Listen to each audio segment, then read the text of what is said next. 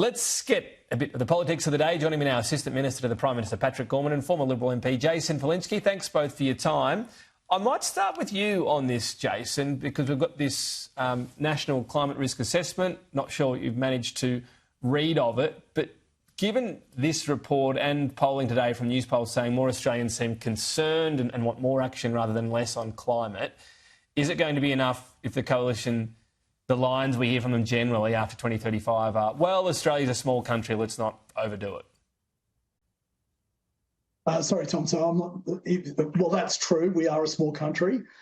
Secondly, people do want more action. Thirdly, we have to come up with a plan that's better than Labor's. And certainly Barnaby Joyce's idea of getting rid of net zero doesn't equal that. So there's a lot of work for us to do. But I've got to say that Chris Bowen's energy plan has so utterly failed and is failing even faster that there's a massive opportunity for us to present to the Australian people a better way forward in terms of reaching net zero, leading the world and playing our part in reducing the risks of climate change.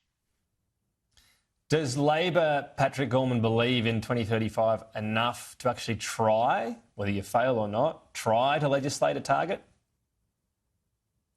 Oh, what we believe is that we will do what we said we would do, which is to get the advice from the Climate Authority.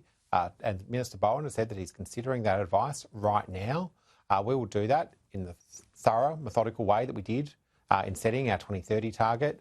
Of course, Australians want us to see us do our part to fight climate change. And we're doing that through really practical means, including the home batteries program, which has been a huge success. And I just want to pick up on something that Jason just said, where he said, Barnaby's push to abandon net zero. Now, it's not just Barnaby Joyce that wants to abandon net zero. It is a huge part of the Liberal Party. We've seen motions passed at conferences for the Liberal National Party in Queensland. Here in Western Australia, the Liberal Party, cheered on by Andrew Hastie, put through a motion saying they should abandon net zero. This is not just Barnaby Joyce out on the fringe. This is the heart and soul of the Liberal Party who wants to abandon climate action. Right. And this report is just another reminder that they're on the wrong track. What about green hydrogen? Is Labor having to abandon that, and how does that affect the 2035 target or the cost of it? What we know is that green hydrogen does have a role to play in some of the things that I've spoken to people here in Western Australia about the opportunities when it comes to green iron.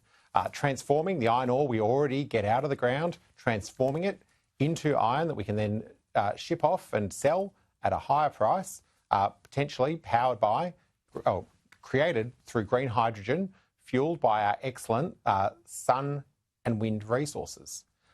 Green hydrogen but that's not stacking up right now, is it? Maybe it'll kick. Maybe the technology will get better. It's just not viable at the moment.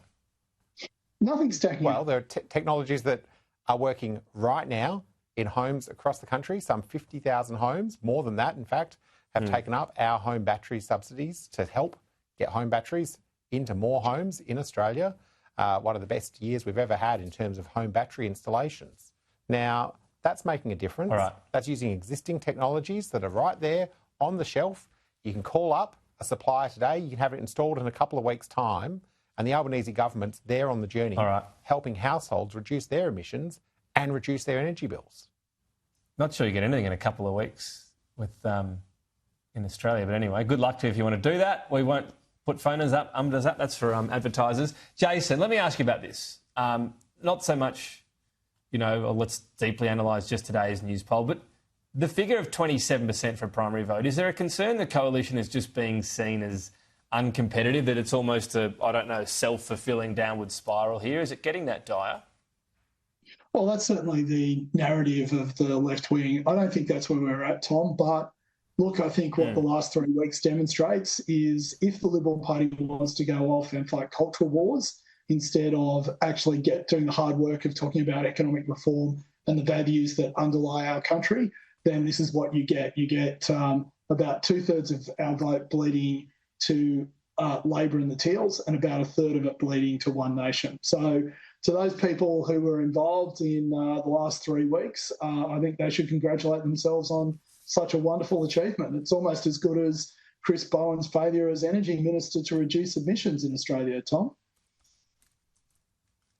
So it's all on that brief, that sort of 10 days of rolling issues over migration and just into an average timber price. It wasn't rolling issues, it was one issue. And immigration, I think, is out of control under this government. But the way, if you want to approach it as an issue about how do we ensure an orderly immigration program that benefits both the people coming here and the people who are already here, otherwise known as Australians, then that is a question of values and economics. If you want to go and have, an immigration debate on the basis of race, creed or ancestry, then that's a culture war. It's something that the left wing loves indulging in, and it is something that will only see our vote bleed to people who are specialists in culture wars, and that's not the Liberal Party. All right. Seemed only one side was keen on that cultural war from where I sat. But anyway, Pat, you don't get to talk about that one because we know your answer. What about defence spending? Can you be clear for us? Is Labor still committed to 2.4% of GDP by 2033? We'll keep doing what we've always said we'll do, which is to spend on defence in our national interest based on the expert advice that we receive as to what Australia needs.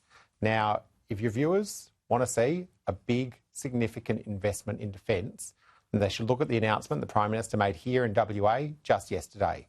$12 billion for the Henderson Defence Precinct. This is massive, supporting 10,000 jobs. It's going to support our submarines for the future. It's going to support the shipbuilding that's been happening in that region for decades. It's going to support Western Australia. It's going to make sure that we can do everything that we need here in the West to do our part to support our national defence. 2.4 though. This was a figure we used to hear. The Minister didn't want to repeat it today. So is that no... You said we'll spend it on the projects we need. So does that mean 2.4 is no longer the figure Labor's saying it'll do? Well, we've been open for a number of months, Tom, that we're not focused on the figure. We're focused on doing what is needed to make sure that we have the defence capability. Well, that was questions about whether you'd increase it to 3% because of Donald Trump, not on whether you'd stick to your previous pledge of 2.4. Yeah, well, you mentioned increases, Tom. What we have done is increase defence spending from where we found it when we came to office by some $70 billion over the decade. That's new capabilities like what we're going to have here in WA at Henderson. That's good news for Australian jobs. It's good news for protecting Australia's interests in our home and in our region. And it's good news in terms of making sure that we're doing what you expect from a sensible government, which is spending on what is needed, not doing what we saw from the coalition at the last election. I don't know if you remember, but I do, when Andrew Hastie came out and said, we're going to spend an extra $21 billion, and then couldn't tell us what he was going to spend it on. I mean, that is a ridiculous policy. I think the Australian people saw through that. All right, but equally you did say 2.4. Anyway, had a go at that. Jason, just quickly, nuclear subs, once we signed up to them, were they always going to crowd out other spending needed in terms of their pure cost is just so massive compared to what it would do for Australia's actual physical defence? No, Tom. No, that's not the case. And look, Tom, I've noticed a pattern for the Labor Party, and Patrick's repeating it today. Every problem, their answer is spend more money. So they spend a lot more money on net zero, even as our emissions went up. Under the previous government, they went down by 19%. Under this government, they've gone up by 3%. Their answer on defence is to spend more money while delivering less. And, to try and blame the AUKUS agreement and nuclear-powered submarines, which are a small part of that agreement, for that problem is just unrealistic.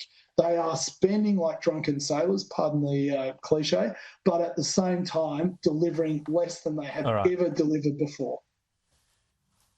Jason, Pat, always appreciate your time. Talk again soon. Thank you. Well, Queensland's Attorney General has apologised to the families of two police officers